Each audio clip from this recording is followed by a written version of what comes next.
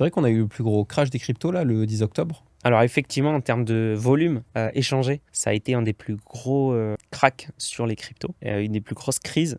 C'est suite du coup notamment à l'annonce de Donald Trump de taxer la Chine à 100% au niveau des tarifs douaniers. Et on a eu plus de 19 milliards de dollars de liquidation sur le marché des cryptos. Le Bitcoin a baissé de à peu près 10-12%. Alors c'est pas énorme en termes de juste de prix. Par contre, en termes de volume, ça a été le plus gros mouvement de l'histoire des cryptos. Il y a des altcoins qui ont baissé plus de plus de 50% en quelques minutes. Donc pour certaines personnes qui étaient exposées aux altcoins, ça a été catastrophique. Solana est passé de 230 dollars à 180 dollars aussi en quelques minutes. Donc ça a été, oui, la liquidation la plus importante sur le marché des cryptos depuis l'existence des crypto-monnaies en termes de volume, en termes de flux financiers. La bourse, elle, n'a pas du tout été impactée parce que à ce moment-là, les marchés financiers étaient fermés. Donc le Bitcoin qui cote H24, donc qui cote tout le temps en temps réel, les altcoins aussi, eh bien, elles ont été impactées. Les investisseurs se sont dit,